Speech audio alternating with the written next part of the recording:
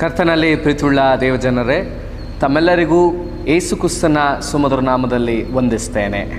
ಈ ದಿನಕ್ಕೆ ಕೊಡಲ್ಪಟ್ಟಂತಹ ಪ್ರಸ್ತಾಪ ಯೆರೂಸಲೇಮ್ ದೇವಾಲಯದಲ್ಲಿ ಯೇಸು. ಯೆರೂಸಲೇಮ್ ದೇವಾಲಯದಲ್ಲಿ ಯೇಸು. ಮತ್ತಾಯನ ಬರೆದ ಸುವಾರ್ತೆ 21ನೇ ಅಧ್ಯಾಯ 12ನೇ ವಚನದಿಂದ 16ನೇ ವಚನದವರೆಗೆ.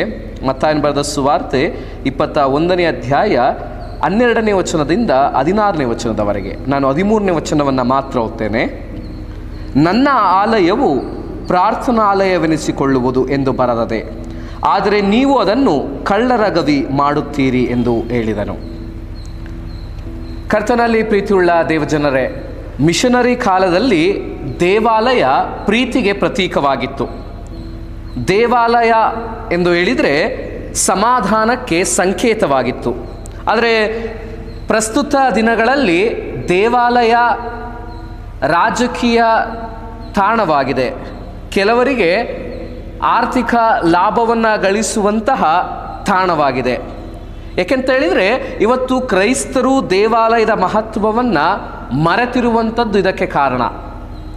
ಹಾಗೆಯೇ ಯೇಸುವಿನ ಸಮಯದಲ್ಲಿ ಯಹೂದ್ಯರು ದೇವಾಲಯದಲ್ಲಿ ಬೇಡವಾದ ಸಂಗತಿಗಳಿಗೆ ಅವಕಾಶವನ್ನು ಕೊಟ್ಟು ದೇವಾಲಯವನ್ನು ಕಡೆಗಣಿಸಿದರು. ಆಗ ಯೇಸು ಅರಸನಂತೆ ಯೆರೂಸಲೇಮನ್ನು ಪ್ರವೇಶಿಸಿ ದೇವಾಲಯದಲ್ಲಿ ಬದಲಾವಣೆಗಾಗಿ ಕ್ರಾಂತಿ ಮಾಡುವುದನ್ನು ನಾವು ಕಾಣುವಂಥವರಾಗಿದ್ದೇವೆ. ಈ ನಿಟ್ಟಿನಲ್ಲಿ ದೇವಾಲಯ ಅಂದ್ರೇನು, ದೇವಾಲಯದ ಕಾರ್ಯವೇನು, ದೇವಾಲಯ ಯಾವುದನ್ನು ಪ್ರತಿನಿಧಿಸಬೇಕು ಎಂಬುದಾಗಿ ನಾವು ಸ್ವಲ್ಪ ಸಮಯ ಧ್ಯಾನ ಮಾಡೋಣ. ಮೊದಲನೇದಾಗಿ ಆಧ್ಯಾತ್ಮಿಕತೆಯನ್ನು ಪ್ರತಿನಿಧಿಸುವ ಕಾರ್ಯ. ಆಧ್ಯಾತ್ಮಿಕತೆಯನ್ನು ಪ್ರತಿನಿಧಿಸುವ ಕಾರ್ಯ. ಯಹೂದ್ಯರಿಗೆ ದೇವಾಲಯ ಎಂಬುವಂಥದ್ದು ಅವರ ನಂಬಿಕೆ ಮತ್ತು ಆಧ್ಯಾತ್ಮಿಕತೆಯ ತಾಣವಾಗಿತ್ತು. ಆದರೆ ಯೇಸುವಿನ ಕಾಲದಲ್ಲಿ ದೇವಾಲಯದಲ್ಲಿ ಆಧ್ಯಾತ್ಮಿಕ ವಾತಾವರಣದ ಬದಲಾಗಿ ಹಣ ಗಳಿಸುವಂತಹ ಸ್ಥಳವಾಗಿ ಮಾರ್ಪಾಟಾಗಿತ್ತು. ಆದ್ದರಿಂದ W.E. ಟಾಮ್ಲಿನ್ಸನ್ ರವರು ಹೇಳುವಂತೆ, ಆಗ ಯೆರೂಸಲೇಮಿನಲ್ಲಿ ಮಾತ್ರ ದೇವಾಲಯ ಇತ್ತು. ದೂರದ ಸ್ಥಳದಿಂದ ದೇವಾಲಯಕ್ಕೆ ಬರುವವರು ಮನೆಗಳಿಂದ ಯಜ್ಞಕ್ಕೆ ಬೇಕಾದಂಥ ಪದಾರ್ಥಗಳನ್ನು ತರುವಂಥದ್ದು ಕಷ್ಟವಾಗಿತ್ತು. ಮಹಾಯಾಜಕರು ಇದೇ ಸಮಯವನ್ನು ಬಳಸಿಕೊಂಡು ಅನ್ಯರ ಅಥವಾ ಯಹೂದ್ಯೇತರರ ಪ್ರಾರ್ಥನೆಗೆ ನೇಮಕವಾದಂತಹ ಹೊರಾಂಗಣದಲ್ಲಿ ವ್ಯಾಪಾರಕ್ಕೆ ಆಸ್ಪದವನ್ನು ಮಾಡಿಕೊಟ್ಟಿದ್ದರು.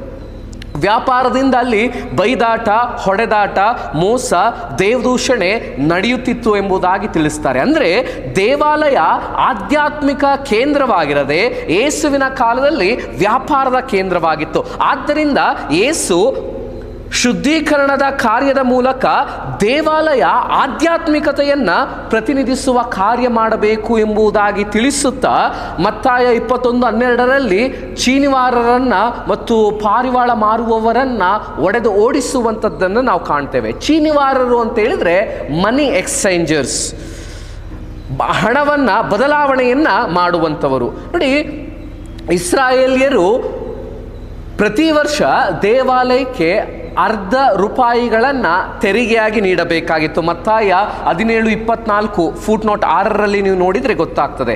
ಆ ಹಣವನ್ನು ನೀಡಬೇಕಾದ್ರೆ ಅವರು ದೇವಾಲಯದ ಶೇಕೆಲ್ ಎಂಬುವಂತಹ ಹಣವನ್ನು ನೀಡಬೇಕಾಗಿತ್ತು.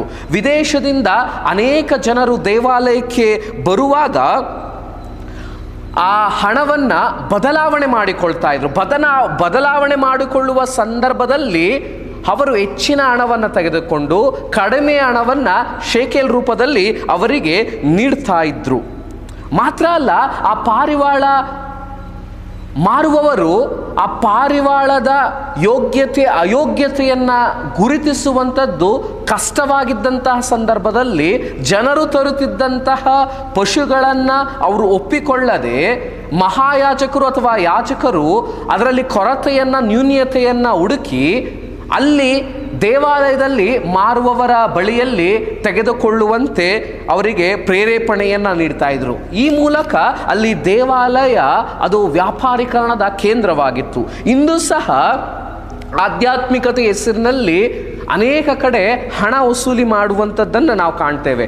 ನೀವು ಇಷ್ಟು ಹಣವನ್ನು ಕೊಟ್ಟರೆ ನಿಮಗೆ ಟಿವಿಯಲ್ಲಿ ನಿಮ್ಮ ಹೆಸರನ್ನು ಹೇಳಿ ಪ್ರಾರ್ಥನೆ ಮಾಡಲಾಗ್ತದೆ, ನೀವು ಇಷ್ಟು ಹಣವನ್ನು ಕೊಟ್ಟರೆ ನಿಮಗೆ ಪ್ರಾರ್ಥನೆಯ ಫಲಕಗಳನ್ನು ಮಾಡಿ ಕಳಿಸಲಾಗ್ತದೆ, ಆ ಫಲಕದಲ್ಲಿ ಇಂಥವರ ಸಹಿ ಇರ್ತದೆ ಎಂಬುದಾಗಿ ಅನೇಕ ಕಡೆ ಇವತ್ತು ಹಣ ಮಾಡುವಂಥದ್ದನ್ನು ನಾವು ನೋಡ್ತೇವೆ. ಆದ್ದರಿಂದ ಯೇಸು ಹೇಳುವಂಥ ಮತ್ತು ಮತ್ತಾಯನ ಬರೆದ ಸುವಾರ್ತೆ 21ನೇ ಅಧ್ಯಾಯ 3ನೇ ವಚನದಲ್ಲಿ, ನನ್ನ ಆಲಯ ದೇವರ ಆಲಯವಾಗಿದೆ, ಆದರೆ ನೀವು ಅದನ್ನು ಕಳ್ಳರ ಗವಿಯನ್ನಾಗಿ ಮಾಡಿದ್ದೀರಿ ಎಂಬುದಾಗಿ. ಈ ದೇವಾಲಯ ಆಧ್ಯಾತ್ಮಿಕತೆಯನ್ನು ಪ್ರತಿನಿಧಿಸಬೇಕು. ಆದ್ದರಿಂದ ಪೌಲ ಹೇಳ್ತಾನೆ ಕೊರಿಂಥದವರಿಗೆ ಬರೆದ ಮೊದಲನೇ ಪತ್ರಿಕೆ 3ನೇ ಅಧ್ಯಾಯ 16ನೇ ವಚನದಲ್ಲಿ, ನೀವು ದೇವರ ಆಲಯವಾಗಿದ್ದೀರೆಂದು ದೇವರ ಆತ್ಮನು ನಿಮ್ಮಲ್ಲಿ ವಾಸ ಮಾಡುತ್ತಾನೆಂದು ನಿಮಗೆ ತಿಳಿಯುವುದಿಲ್ಲವೋ ಎಂಬುದಾಗಿ ಈ ದೇಹವೇ ದೇವಾಲಯ ಎಂಬುದಾಗಿ ಆತನು ತಿಳಿಸುವಂಥದ್ದನ್ನು ನಾವು ನೋಡ್ತೇವೆ. ಆದ್ದರಿಂದ ಕರ್ತನಲ್ಲಿ ಪ್ರೀತಿ ಉಳ್ಳಂತಹ ದೇವಜನರೇ, ಹೇಗೆ ಯೆರೂಸಲೇಮಿನ ದೇವಾಲಯದಲ್ಲಿ ಅನ್ಯಾಯ ಅಕ್ರಮ ನಡೆಯುವಾಗ,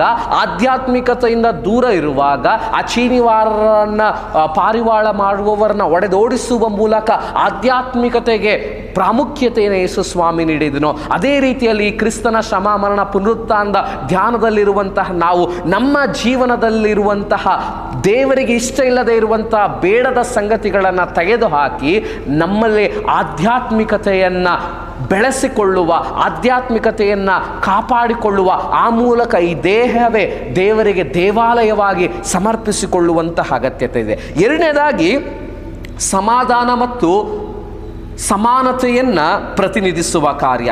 ಸಮಾಧಾನ ಮತ್ತು ಸಮಾನತೆಯನ್ನು ಪ್ರತಿನಿಧಿಸುವ ಕಾರ್ಯ. ನೋಡಿ, ಇಸ್ರಾಯೇಲ್ಯರ ನಂಬಿಕೆ ಇಡೀ ಲೋಕವನ್ನು ಸೃಷ್ಟಿಸಿದಂತಹ ದೇವರು ಒಬ್ಬನೇ ಮತ್ತು ಸರ್ವ ಜನಾಂಗಗಳಿಗೆ ನಮ್ಮ ದೇವಾಲಯ ಇದೆ ಎಂಬುದಾಗಿ. ಈ ನಂಬಿಕೆ ಕೇವಲ ಯೇಸುವಿನ ಕಾಲದಲ್ಲಿ ಪ್ರಾರಂಭವಾದದ್ದಲ್ಲ. ಆರಂಭದಿಂದಲೂ ಯಾಜಕಾಂಡ 17ನೇ ಅಧ್ಯಾಯ 8ನೇ ವಚನದಲ್ಲಿ ದೇವಾಲಯ ಇಲ್ಲದೆ ಇರುವಂಥ ಸಂದರ್ಭದಲ್ಲಿ ಅನ್ಯ ಜನಾಂಗಗಳಿಗೂ ಸರ್ವಾಂಗ ಹೋಮವನ್ನು ಸಮರ್ಪಿಸುವಂಥ ಅವಕಾಶ. ಅರಣ್ಯಕಾಂಡ 15ನೇ ಅಧ್ಯಾಯ 14ನೇ ವಚನದಲ್ಲಿ, ಯಾವನೇ ಆಗಲಿ ಯೆಹೋವನಿಗೆ ಸುಗಂಧ ಹೋಮವನ್ನು ಮಾಡಬೇಕಾದ್ರೆ ನಿಮ್ಮಂತೆ ಮಾಡಬೇಕು ಎಂಬುದನ್ನು ತಿಳಿಸುವಂಥದ್ದು. ದೇವಾಲಯ ಕಟ್ಟಿದ ನಂತರವೂ ಸಹ ದೇವರು ತನ್ನ ಪ್ರವಾದಿಯ ಮೂಲಕ ತಿಳಿಸ್ತಾನೆ. ಯೆಶಾಯ 56:7 ನನ್ನ ಆಲಯ ಎಲ್ಲ ಜನಾಂಗಗಳಿಗೆ ಪ್ರಾರ್ಥನಾಲಯ ಎನಿಸಿಕೊಳ್ಳುವುದು ಎಂಬುದಾಗಿ. ಆದ್ದರಿಂದ ಕರ್ತನಲ್ಲಿ ಪ್ರೀತಿ ಉಳ್ಳಂತ ದೇವಜನರೇ, ದೇವರ ಆಲಯ ಅದು ಸರ್ವ ಸಮುದಾಯಕ್ಕೆ ಇರುವಂಥದ್ದು. ಆದರೆ ಯೇಸುವಿನ ಕಾಲದಲ್ಲಿ ಯಹೂದ್ಯರ ಅಂಗಳ ಅಥವಾ ಅನ್ಯರ ಅಂಗಳದಲ್ಲಿ ಈ ವ್ಯಾಪಾರ ನಡೀತಾ ಇತ್ತು. ಅಲ್ಲಿ ಉಪಯೋಗವಾದಂತಹ ಒಂದು ಪದ ಯಾವುದು ಅಂತ ಹೇಳಿದರೆ, ಚೀನಿವಾರರ ಮೇಜುಗಳನ್ನು ಪಾರಿವಾಳ ಮಾರುವವರ ಕಾಲ್ಮಣೆಗಳನ್ನು ಕೆಡವಿದನು ಎಂಬುದಾಗಿ. ಇಲ್ಲಿ ಕೆಡವಿದನು ಎಂಬುದಕ್ಕೆ ಉಪಯೋಗವಾದ ಗ್ರೀಕ್ ಪದ ಕಟೆಸ್ಟ್ರೆಪ್ಸಿನ್ ಎಂಬುದಾಗಿ, ಅಂದರೆ ಅಪ್ಸೈಡ್ ಡೌನ್ ಎಂಬುದಾಗಿ, ಬುಡಮೇಲು ಮಾಡುವಂಥದ್ದು.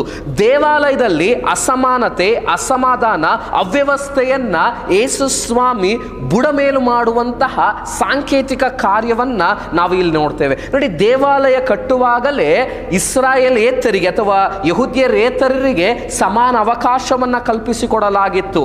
ಅವರಿಗೂ ಪ್ರಾರ್ಥನೆ ಮಾಡುವಂತಹ ಒಂದು ಅನ್ಯರ ಅಂಗಳ ಎಂಬುದಾಗಿ ಗುರುತಿಸಿ ನೀಡಲಾಗಿತ್ತು. ಆದರೆ ಸ್ವಲಾಭಕ್ಕಾಗಿ ಧಾರ್ಮಿಕ ನಾಯಕರು ದೇವಾಲಯದಲ್ಲಿ ಅಸಮಾನತೆಯನ್ನ, ಅಸಮಾಧಾನವನ್ನ ಉಂಟು ಮಾಡಿದರು. ಯೇಸು ಸ್ವಾಮಿ ತಾರತಮ್ಯವನ್ನ ಕಂಡು ಅಸಮಾಧಾನವನ್ನ ಹೋಗಲಾಡಿಸುವುದಕ್ಕಾಗಿಯೇ ಆ ದೇವಾಲಯವನ್ನ ಪ್ರವೇಶಿಸುವಂಥದ್ದು, ಅಲ್ಲಿ ಮಾರುವವರನ್ನ ಒಡೆದೋಡಿಸುವಂಥದ್ದನ್ನ ನಾವು ಕಾಣುವಂಥವರಾಗಿದ್ದೇವೆ. ಅದರಿಂದ ದೇವರ ವಾಕ್ಯ ಹೇಳ್ತದೆ, ದೇವಾಲಯವನ್ನು ಕೆಡಿಸುವುದಕ್ಕಾಗಿ ಬಂದರೆ ಯೇಸು ಸ್ವಾಮಿ ನಮ್ಮನ್ನೇ ಬುಡಮೇಲು ಮಾಡುವಂಥವನಾಗಿದ್ದಾನೆ. ಕೊರಿಂಥದವರಿಗೆ ಬರೆದ ಮೊದಲನೇ ಪತ್ರಿಕೆ 3ನೇ ಅಧ್ಯಾಯ 17ನೇ ವಚನ, ಯಾವನಾದರೂ ದೇವರ ಆಲಯವನ್ನು ಕೆಡಿಸಿದರೆ ದೇವರು ಅವನನ್ನು ಕೆಡಿಸುವನು ಎಂಬುದಾಗಿ ದೇವರ ವಾಕ್ಯ ತಿಳಿಸುವಂಥದ್ದಾಗಿದೆ. ಆದ್ದರಿಂದ ಈ ದೇಹವೆಂಬ ದೇವಾಲಯವನ್ನು ಕೆಡಿಸುವಂಥವರನ್ನು ದೇವರು ಕೆಡಿಸುತ್ತಾನೆ ಎಂಬುದಾಗಿ ದೇವರ ವಾಕ್ಯ ತಿಳಿಸುವಂಥದ್ದಾಗಿದೆ. ಆದ್ದರಿಂದ ದೇವಾಲಯದ ಕುರಿತಾಗಿ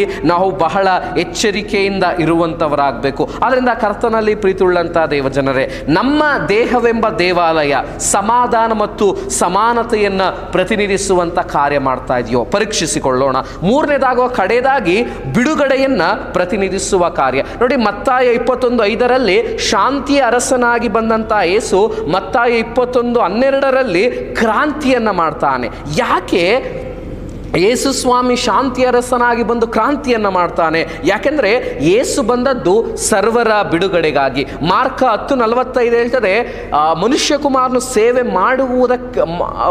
ಸೇವೆ ಮಾಡಿಸಿಕೊಳ್ಳುವುದಕ್ಕೆ ಬರಲಿಲ್ಲ, ಸೇವೆ ಮಾಡುವುದಕ್ಕೆ ಅನೇಕರನ್ನು ಬಿಡಿಸಿಕೊಳ್ಳುವುದಕ್ಕೂ ತನ್ನನ್ನು ಈಡುಕೊಡುವುದಕ್ಕೂ ಬಂದನು ಎಂಬುದಾಗಿ. ಅಂದರೆ ದೇವಾಲಯದ ಕಾರ್ಯ ಯೇಸು ಸ್ವಾಮಿ ಮುಂದುವರಿಸುವಂಥದ್ದನ್ನು ನಾವು ಕಾಣ್ತೇವೆ. ಅಂದರೆ ದೇವಾಲಯ ದೇವರ ಕಾರ್ಯವನ್ನು ಮುಂದುವರಿಸುವಂಥದ್ದಾಗಬೇಕು. ಆದರೆ ಯೇಸುವಿನ ಕಾಲದಲ್ಲಿ ದೇವಾಲಯದಲ್ಲಿ ನಡೆಯುತ್ತಿದ್ದ ಕಾರ್ಯ ಬಂಧನಕ್ಕೆ ನಡೆಸ್ತಾ ಇದ್ರು. ಜನರು ದೇವಾಲಯಕ್ಕೆ ನೆಮ್ಮದಿಗಾಗಿ ಬಿಡುಗಡೆಗಾಗಿ ಬರುತ್ತಿದ್ರು. ಆದರೆ ದೇವಾಲಯದಲ್ಲಿ ವ್ಯಾಪಾರೀಕರಣದಿಂದಾಗಿ ಜನರು ಮತ್ತಷ್ಟು ಬಂಧನಕ್ಕೆ ಒಳಗಾಗ್ತಿದ್ರು, ನೆಮ್ಮದಿಯನ್ನು ಕಳೆದುಕೊಳ್ತಾ ಇದ್ರು. ಇದನ್ನು ಕಂಡಂತ ಯೇಸು ದೇವಾಲಯಕ್ಕೆ ಹೋಗಿ ಅದರಲ್ಲಿ ಮಾರುವ ಕೊಳ್ಳುವ ಎಲ್ಲರನ್ನ ಓಡಿಸಿಬಿಟ್ಟ. 14ನೇ ವಚನಕ್ಕೆ ನೀವು ಬಂದಾಗ, ಆಗ ಕುರುಡರು ಕುಂಟರು ದೇವಾಲಯದಲ್ಲಿ ಆತನ ಬಳಿಗೆ ಬಂದರು ಎಂಬುದಾಗಿ ವಾಕ್ಯ ತಿಳಿಸುತ್ತದೆ. ಇಲ್ಲಿ ಆಗ ಎನ್ನುವ ಪದ ಬಹಳ ಮುಖ್ಯ. ಬಂಧನಕ್ಕೆ ನಡೆಸುತ್ತ ಸಮುದಾಯವನ್ನ ಹೊರಡಿಸಿದ ಆಗ ಕುರುಡರು ಕುಂಟರು ದೇವಾಲಯಕ್ಕೆ ಬಂದರು ಮತ್ತು ಬಿಡುಗಡೆಯನ್ನು ಹೊಂದಿದರು. ಅಂದರೆ ದೇವಾಲಯ ಬಂಧನದಿಂದ ಬಿಡುಗಡೆಗೊಳಿಸುವ, ನೊಂದವರನ್ನ ಸಂತೈಸುವ ಕಾರ್ಯ ಮಾಡಬೇಕು ಎಂದು ಇದು ತೋರಿಸುವಂಥದ್ದಾಗಿದೆ. ಇಂದು ನಮ್ಮ ದೇವಾಲಯ ಮತ್ತು ನಾವು ಬಿಡುಗಡೆಯನ್ನ ಪ್ರತಿನಿಧಿಸುವ ಕಾರ್ಯವನ್ನ ಮಾಡ್ತಾ ಇದ್ದೇವೆ. ದೇಹವೆಂಬ ದೇವಾಲಯದಲ್ಲಿ ಪರಿಶುದ್ಧತೆಯನ್ನ ಕಾಪಾಡಿಕೊಳ್ಳುವುದಕ್ಕೆ ನಾವು ಪ್ರಯತ್ನ ಮಾಡ್ತಾ ಇದ್ದೇವೆ.